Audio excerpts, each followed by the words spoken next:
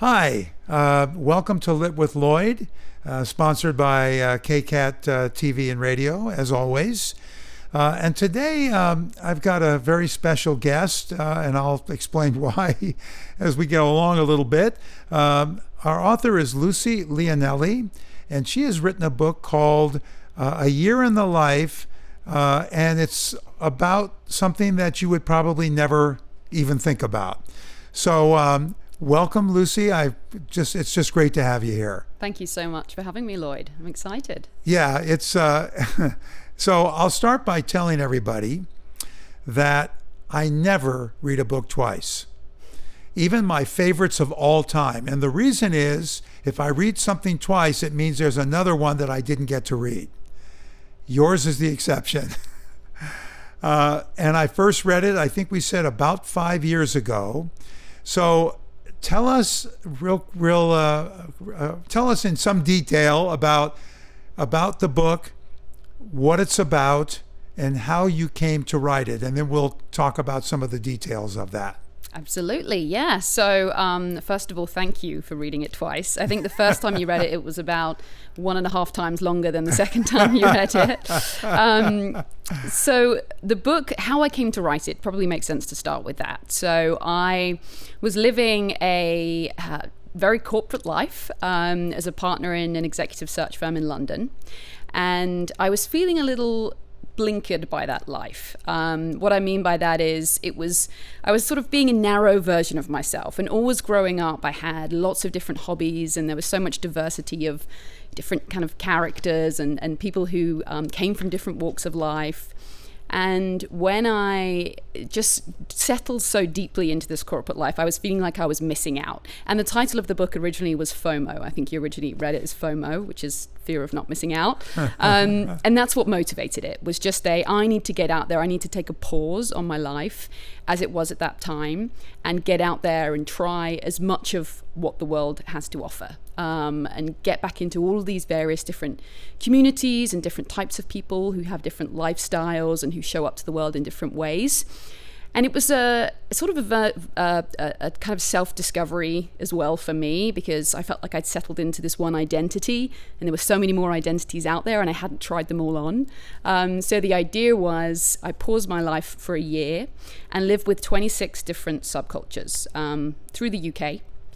I use the alphabet as a structure, so the chapters go from A through Z or Z, and each chapter is the story of me immersing myself into these different groups. So immersing myself in living with them, social rituals, customs, etc. So I did that for a year. I lived with all of these various different communities, and just to give some examples, A was aristocracy, so I lived with the Marchioness of Linlithgow, who's a lady, and lived with her on her country estate. For B, I did a big battle reenactment. For C, I lived with the circus, etc., and on through. And it was about, the book is about, of course, the adventures, so written from the first person, what I discovered along the way, but it's also about the threads of humanity and the things that connect us. And in all of these often very different communities, or people who would believe they're in very different communities, there were threads, there were similarities. I'm sure we'll talk more about that later, but that was the narrative that went through the book. I've certainly never heard of anything like this before, and I was just very excited to read it, and I loved it, as I've told you many times. How did you pick the subcultures? I mean, I would assume that some letters had multiple. Did you have subcultures that said no? Yes. So I started off with a very long list. I mean, some letters were easier to have multiple options for. Some were more difficult. Surprisingly, J is very difficult. N, there's not a lot beginning with N. Z, obviously, there's not a lot beginning with Z, Y, etc. So some were a very thin list. Others were a long list. And the way that I worked it out was I needed to spend time with these groups during what was probably a significant time of year for them. So, for example, P was for pagans, so I wanted to spend the summer solstice with them at Stonehenge, which is a spiritual place for them.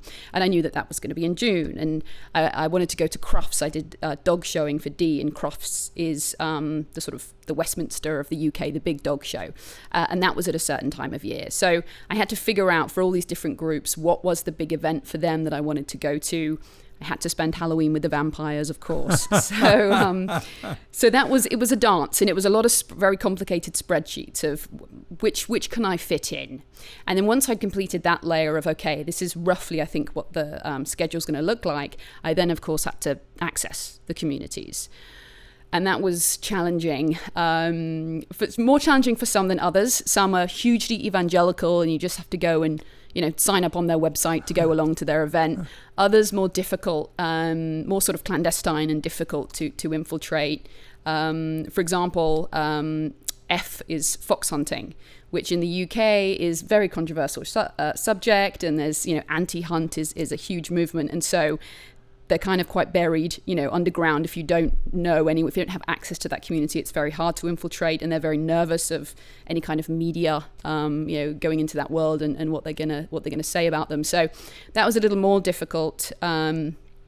Others said no. Actually, my original H was the Hells Angels. I changed it later to hill bagging, which is peak bagging, it's called in the US, which people who collect hills, they have to get to the top of a certain list of hills. So very different communities. And I did spend some time with the Hells Angels, and they actually voted. They're a very democratic group, and they voted at one of their big, the London chapter meetings as to whether or not they wanted to be in the book. And it has to be unanimous, and one person voted against. So that's why Hells Angels didn't make it. Out of how many voting? 50 or so. Really? So most people were, I'd spent a lot of time with them and built a lot of relationships there. So most people, and they understood that my agenda was, I tried to go into every group with an open mind and with a positive intention, right? To understand what's wonderful about this community. And community is the operative word there. And that was something that came out for the Hells Angels. So I think they understood, most of them, that was my angle here, was the humanity side of things. So you actually did spend time with them. I did. And then it was voted against. Exactly. Oh, that must have been so disappointing. Yeah, a little. It was. But then the hill bagging was fantastic. Just such an eccentric and quintessentially British hobby. It was just fabulous to go and spend. And that was more of one of those examples of clandestine in a different way, not in a necessarily kind of hidden under the ground way, but in a you don't know about it until you lift the lid on it, and then you realize there's this whole world of tens of thousands of people that you didn't know existed, that have all of these rituals and customs and different groups and dinners, and almost like kind of Masonic, honestly, was what that group was. And you wouldn't ever know that existed until you found it. Wow. Was it, you said you went into it with an open mind. Did you come out of some of those groups feeling judgmental about what they do? Yes, I think I did. And what I tried to do, well, first of all, there was prejudice, obvious prejudice. That's one of the themes in the book as well, is anytime I'd go into these groups, I would assume they were going to be a certain way, and assume that the people I spent time with were going to be a certain type of person. And almost across the board, every time I was proven wrong, which is a wonderful life lesson. An example of that is for circus. You've read the book, I met with a chap who ran the flying trapeze group in the circus, and he sat down to hear his story and assumed he had a certain life that got him to the circus, was born into it like most people are, but actually he was an accountant for EY. So the opposite of what you expect a circus performer to be. And, he had all of these expectations on him of what he was going to do, and, he was going to make partner in the firm, and that's what his parents wanted and all of his friends expected of him. And he went to a flying trapeze a school I believe it was across the road from where he worked. He went to the school and learnt the trapeze and just fell in love with it and decided to throw it all in and go and live with the circus, and built this business. And he's wildly successful now, but spends his days touring around the UK in a caravan. He lives a very different life. So prejudice was one thing, was they assuming people were going to be a certain way and then them surprising me. And also values. So I tried to remove my prejudice as I would go into these groups. And the the more that the year went on, the more I was able to do that, and the more open-minded I became. But when they interfere with values, to me, that's when it became difficult. Yeah. And an example I'd give there, it seems like a trivial example, but for E, I spent time with, E is for Essex, and it may not necessarily translate here, but Essex, The Only Way is Essex is a TV show in the UK, and it's about a group of young revelers who get glammed up. I think Jersey Shore would be the equivalent here, who get glammed up and, spend all of their days preening and partying, and that's just kind of how they live their lives. And throughout that chapter, I was wrestling so much with my judgment of that kind of lifestyle of, shallow, whatever you want to call it. And was really, I had to put fake eyelashes on and get fake tans and do what's called a vajazzle, which is getting diamonds in your bikini area. Just all of the kind of things that group did. And then, get a blow dry and go partying and spend hours at the salon. And it just wasn't my jam. It's just something that I never enjoyed. I was what we would at the time have called a tomboy growing up. I was always wearing football kits, had my hair tied up in a ponytail, and that was how I grew up. So this was so very different from what I was used to. And so the first version of that chapter, which you will have read actually before my developmental edit, was very judgy, was me calling them things like these people, which I didn't really do in the other chapters. And I hadn't taken a step back from that until I had the developmental edit.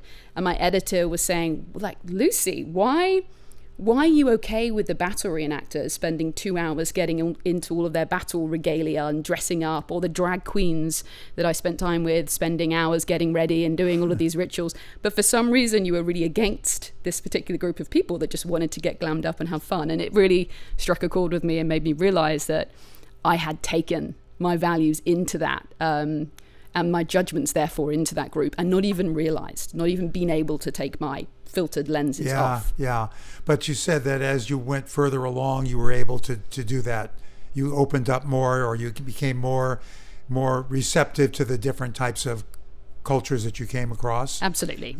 Did you go into these groups by letter? I mean, because I would think that you would have had to mix up the letters because of the different events that you wanted to be a part of. Yeah, it's a great question, and no, it wasn't in order. So the thing I started with first was the sci-fi community. So the convention, the Game of Thrones convention that I went to and did the cosplay and everything. That was the first I did. And in fact, that's not true. That was the second. The first I did was Fintorn, which is an intentional community, kind of like an Esalen here would be an example. So that was straight away a very opening letter to start with. And then the last one I did was hillbagging, because I had to redo H. That was the last one I did. So there were some of these lessons that I learned as I went through were the same lessons, but I did interweave the lessons at a different time. So even though I may have learned something and realized something earlier on in the year, I put it later in the book because of the way that the chapters fell. Yeah. And I think my editor at the time was just very keen on it being in alphabetical order, which I understand. It's the more natural way of doing things. Yeah. How many of the subcultures are full-time, and how many of them are hobbies? Oh, I've never done the math on that one. Oh, just roughly. Yeah. I think probably 50-50. Okay. So, and it depends what you mean by hobbies. So, for example, naturism, nudism, as it's called here, is a hobby in the sense that they only practice together in groups at certain times, or they come together in groups for events, but also they're probably naked in their own homes, right? Most of the time. If they are nudists, then they live naked in their own homes. But then when they go to the store, obviously social norms and probably laws, they have to put clothes on. So it is a lifestyle as well as being a hobby, if that makes sense. So some of them would cross over both. Yeah. But the battle reenacting was a hobby. Saying that though, calling something a hobby almost feels like an injustice, because it was a hobby, but also lives were built around that hobby. So some of the people that I met at the battle reenactment were, fourth generation battle reenactors, and their parents met there, they met their wives there, their grandkids, their friends that they have at the battle reenactment are godparents to their kids, and it's very intertwined, and they spend a lot of time together outside of that. And so They are hobbies in the sense. Yeah, it depends how you define the word hobbies, I suppose. Feel free to correct my words at any time if they're not correct. That's all right with me. But I couldn't call the aristocracy a hobby. So some of them were very clearly they would be quite offended if I said your hobby is to, be an aristocrat, right? That is their life. Yeah, but like fox hunting, isn't that? I mean, I'm sure they all have their own jobs other than fox hunting. A lot of people do, although apart from the staff, who are called servants, hunt servants is what we call them. But the staff, so the master of the hunt, the keeper of the hounds, there are probably about 10 people in the hunt that do that for a living. That's their job. But yes, although again, there's a lifestyle that comes with it. So a lot of people, with exceptions, talking about prejudice here, there are exceptions, but a lot of people in that world are from the countryside, and they are farmers or people who would spend a lot of time with horses and dogs and in the countryside anyway. So yeah, it was a mix. Okay. We're going to have to take a quick break, and we'll be back in just a minute or two.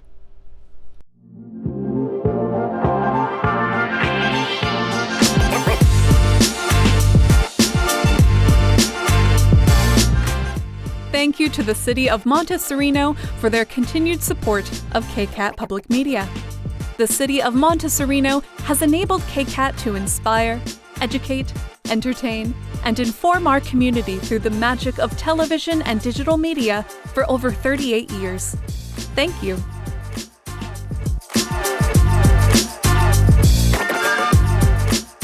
And we are back with Lucy Leonelli, and I've got a whole bunch more questions for her about this experience. So I'll get to those. Of the 365 days, was it literally one calendar year that you did this? Ooh, I think give or take 4 or 5 days, yeah. Again, didn't do the math, but it was all within around about a year. Okay. How many, I know that you don't have an exact number, how many days of that 365 were you at home? And not with subcultures? A little more than half. Okay. A little more than half, because some were a week or some were longer than a week.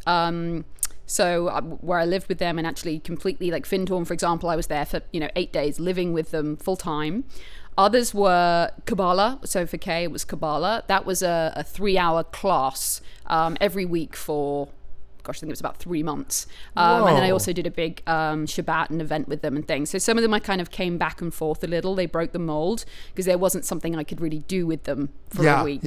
Some were long weekends. The vampires as well. That was events that I specifically went to with them on multiple occasions, and I interviewed various different people involved in that community. So it wasn't as much a go and live there for a week as a just spend the equivalent of a week of time with them. Did you determine how long you were going to spend, assuming that it wasn't a specific event? Did you determine how long you were going to spend with these groups ahead of time? Did they tell you how long you could spend with them? How did you make that determination? I felt like I waited until I felt like I had enough, as in I had enough of an understanding. It's difficult to say because, of course, you could go so much deeper, particularly with some of these, right? I really could have written a whole book about LARPing, for example. Like, there's some of these communities were just, there's so many different layers and facets and almost subcultures within that subculture that you really want to dive into.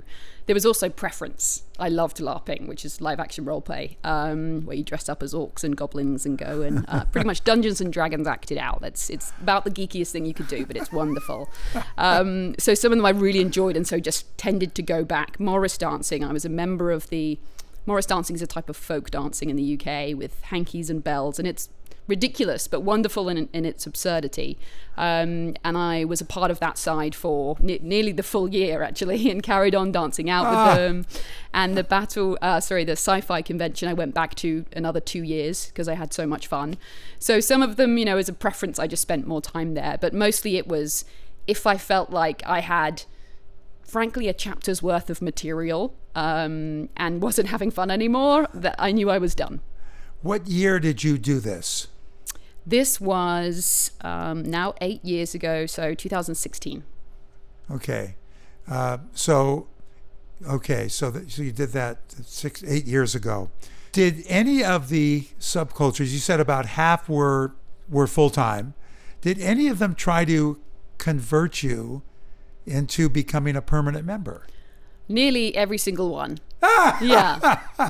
That was one of the threads, is people are, generally speaking, very evangelical about what they do or how they choose to live. And most of the time that was in a very positive way. So come join us, look how fun this is, do you see why they do this? And people wanted to share and wanted to answer my questions and let me, show me around their world. I think that's a real human thing, to want to almost, I suppose, validate yourself and your choices by getting somebody to come in and also enjoy the thing that it is you do.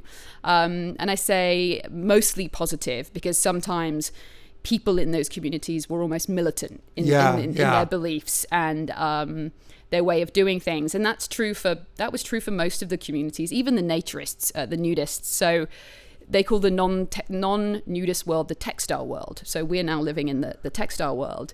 And, some of them believe that that's wrong. We've got it wrong. We shouldn't, no one should be wearing clothes. We should change the law so that people shouldn't wear clothes. And I understand that. You could make a case for that. But to the point where there was animosity towards the textile world, right? That was the challenge. So some of these, I'd say quite a few of these groups would have some members who would go to the extreme of saying our way of being is right and true and the only way of being. And therefore there becomes an other, and the rest of the world becomes an other, and there becomes and negativity comes in there. And I think that the communities that I enjoyed spending time with the most were the ones that understood everything's made up, right? Anyway, it really is. All of these, we form our own identities. We lug them around with us. We think they're really important, but they're based on what society told us to do, or what we decided one day to do, how we dress, how we speak, how we choose to socialize, what we choose to do for a living. It's all ultimately made up. And these groups understood that and knew that what they were doing was, just a bunch of decisions that they made, and they happened to love it, but they understood that was maybe a little quirky, and that there were other quirky groups out there, and that was okay. Rather than I have decided my way of being is the only way to be. Which did happen a little in some of the groups.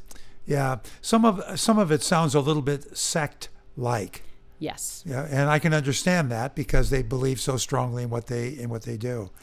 Yeah, anything particularly where there was a belief system involved. So a spirituality.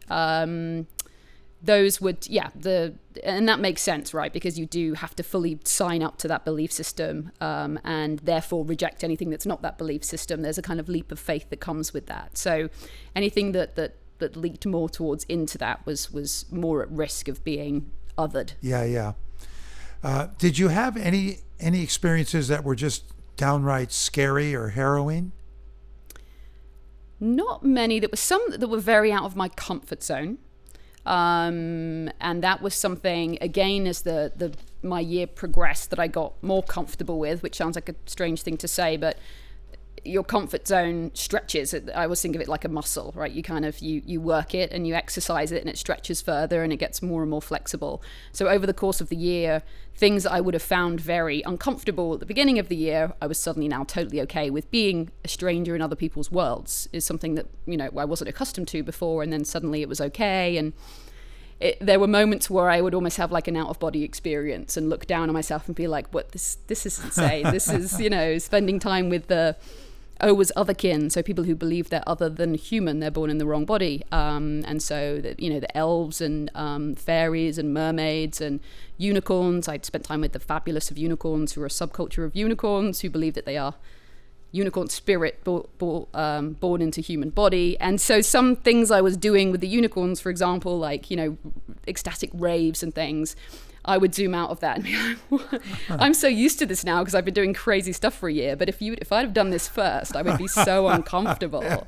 But the only time I think the time I was probably most out of my comfort zone was the vampire community. So vampirism, in this sense, is almost a spirituality where they believe they are born.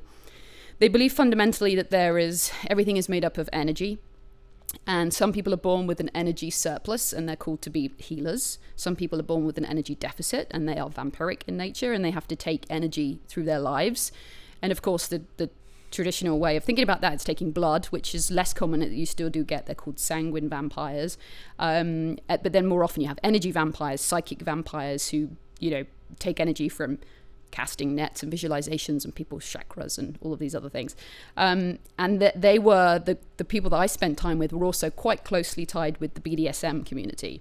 So I did have to go to a BDSM club with the king of vampires dressed in a latex dress, which isn't something I'd ever done before. That was something that was a little scary for me. Yeah. Have you done it since? I haven't done it since. I knew that was going to be your answer. I left that one. It was a great experience, but I left it there. All right, one more question about this, even though I have many more, because I do want to ask a little bit about the publishing process. Sure. Are you in contact with any of the people that you were with during that year? I mean, today? Yes, and I had a launch party in January of this year in the UK. So we'll talk about the publishing process. It took me a long time for lots of reasons. Finally got the book published this year in the UK in January. It's officially going to be out in September in the US. And I had a launch party on a boat on the Thames in London called the Tattershall Castle, which is a pub. And I invited the vast majority of the characters that I spent time with over the course of the book. And I had representation from 17 different subcultures. Really? Oh, that's party. fantastic. So yeah, the Marchioness of Linlithgow Oriel came, and just all the characters, people from the circus, nudists, LARPers. Oh my gosh, Yeah, that it was is so wonderful. cool. And the cool thing about it is they all spoke to each other. I did something called subculture bingo, where I printed off a card for everybody, so they had to tick off all the subcultures just to get people talking to each other. And I saw the aristocrat speaking to the nudist, speaking to the trainspotter, speaking to the ufologist, and it was just about things that they could connect on. Even though they were from such different worlds, they were talking about the last series of Peaky Blinders or something. I'm just kind of blown away by that. That is the coolest thing, really. Okay, publishing.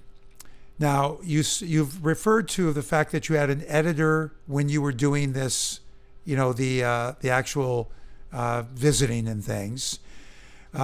Did you write? Were you writing while you were still in between, or did you not write until you were done with the whole thing?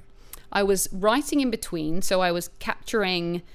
I had a dictaphone and a notepad, and was capturing as much of what happened during the time. So, recording interviews and then scribbling down every evening. And then during the week that I wasn't with the subculture, as well as it landed, which wasn't always that perfect, I would be writing. And I wrote a blog series. So I would write the blog for that, a blog post for that community the week after. And that allowed me to capture a lot of the information. And I would just brain dump all of my notes. So, each chapter was 20,000 words at the beginning. It was just a complete, everything in my head would go into this. And so I built the book that way over the course of the year. And the book was something like 300,000 words, after that first year. So I knew I had the material because I wanted it to be fresh, right? I wanted to remember everything. So I knew I had the material. And then it was a very long process of editing it down, finding an agent. And that process of editing it down and finding an agent probably took me another year and a half. And then we tried the traditional publishing route. So we sent it out to multiple publishers in London. And then I moved to the US sort of halfway through that with my work. Moved to Silicon Valley because I was working in tech at the time. So that sort of interrupted things slightly. And then quite quickly after moving here, I had a serious motorcycle accident and broke my neck, my back, my pelvis, everything. Yeah, it took me a year to learn to walk again. Oh, wow. So that also interrupted it. Holy mackerel. And then after that process, I was like, okay, it's been, 3 years now since that happened. I need to really get back on this. So that's when we decided to go through a company called Unbound. And Unbound, I don't know if they have. I believe they have a sister company in the US. I don't know what it's called. But it's effectively crowdfunding for first-time authors. So, or not crowdfunding, what would you like, a Kickstarter campaign? Yeah. So effectively you have, you make a video, you say, this is my book. Unfortunately, I had a ton of video footage I have a YouTube channel and, I have videos of things that happened that I'd recorded at the time. So I made a video of the crowdfunding campaign, and then I had different pledge levels. So you could pledge for the book in advance, you could pledge for a signed copy, you could pledge for an invite to the launch party. I had lots of very silly things that you could pledge for. And I had to make the cost of publishing the book, which was about £10,000 in pledges. And the reason that my agent thought this would be a good idea for me to do is because I had so many characters that I spoke to, 200 plus people that I spoke to while I was making the book, and all of these different communities that I could access and that wanted to read about themselves, honestly. So it was quite a quick campaign for me to get people to commit to buying the book in advance and reach that target. Yeah. What then happens when you reach that target? We actually surpassed it by a fair bit, and then you sort of close it down for funding, and then you go into a traditional publishing process. So I had a developmental edit first, which was these are the chapters you need to work on, these are the things you need to weave in, this needs to be more of this, less of this, etc. So that's quite a big lift. Then it was the copy edit, which is obviously the long let's make it read better. There actually wasn't a huge amount of change at that point because I'd done so much editing in advance, but so much time on it.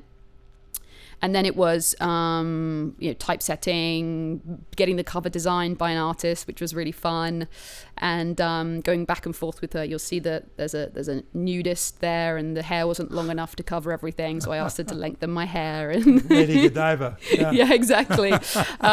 So we did that and went through that process, and that took about a year and a half. I think 2 years in the end, between signing the contract with Unbound at the beginning through to the book being on the shelves. And then it's sold too, so it's in all the bookstores in the UK, and it becomes a standard publishing deal at that point. And it will actually come out in the UK in September? In the US, yeah, in September. Oh, exactly. Oh, okay. So you're already out in the UK. I'm out in the UK, yeah. When was that again? January. January, this year. okay. Yeah. So tell us what's happening with the US. I know that it was a little bit of you had a little bit of difficulty in getting a US publisher. Yes, which we still don't. So it's going to be Unbound are going to publish the physical book in the US, but they can't sell the e-rights for some reason. So, and it was a back and forth around that. So I'm going to go directly through Amazon as an ebook. So we then have to get that figured out and typeset and aligned properly as an ebook. Yeah. And then the audiobook as well, I'm recording, and that should be out around a similar time frame. Okay, so the first thing we're going to have is an audiobook and an ebook. Or the ebook it will be physically available. It's actually physically available now because you can order it only on Amazon. It's not in bookstores here. It's only available on Amazon, but you can order it, I think, for about $15, and then it just ships from the UK. Okay. But as of September, you'll be able to order it physically, and it will ship from the US, and it should be available in bookstores. Okay, good. And so it's in a bunch of bookstores in England now? Yeah, it's in most bookstores. Yeah, that was the coolest thing, seeing after all of that time and effort, walking into Waterstones, which is the big into their flagship store in Oxford Circus in London, and it was in the middle table next to Bill Bryson and Raina Wynn. Oh my gosh. So cool. My wife has a published book, and I remember being with her when we saw it in a bookstore, and there's nothing like it. Incredible, yeah. You don't think it's ever going to happen. It feels unreal, honestly. Yeah, you feel like, huge imposter syndrome. You feel like you should just move it. All right, I have one more question. You have set the bar incredibly high. Do you have a second book in mind? I do, yes. How much do you want to tell us? I'd love to. It's the first time I've spoken about it. So since having this motorcycle accident, which was, frankly, I should have died. It was terrible. And it was but the process of overcoming during the course of that year there was so much positivity that came out of that. It was a wonderful, as well as being a very difficult experience, also a wonderful life-affirming experience for me. And I came out of that with so much perspective on what is and isn't important in life, of course, as you would expect. And, the trivialities and little dramas of the day were nothing. And it was 3 months before I could have a shower. So I remember that feeling of the first shower and you say to yourself at the time, I will never forget how incredible it is, how lucky I am to be able to have a shower or to sit up or not be covered in wires or whatever it was. But that just dissipates over time and the normal creeps back in again. So my working title for the next book is Zen and the Art of Motorcycle Accidents. And what I want to do is spend time with people who have been through big traumas that have gone on to do wonderful things, right? And to try and understand how they've maintained that perspective, like what we can learn from them having been through these, incredible very challenging but also life-affirming traumas.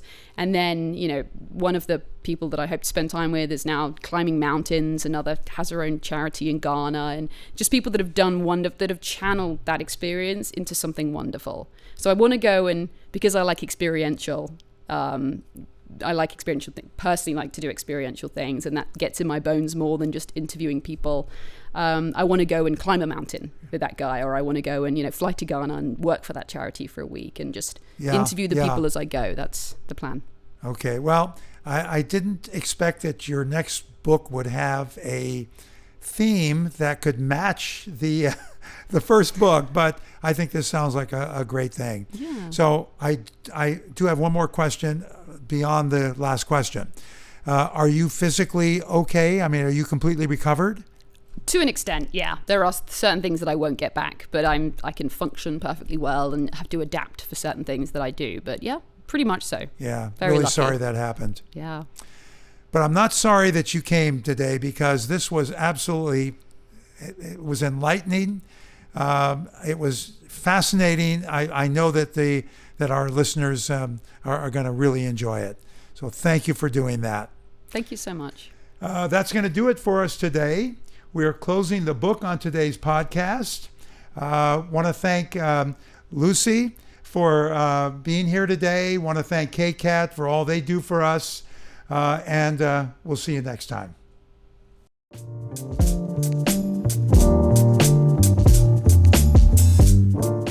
You just heard Lit with Lloyd here on KCAT Radio. Explore all our KCAT original programming at kcat.org/radio.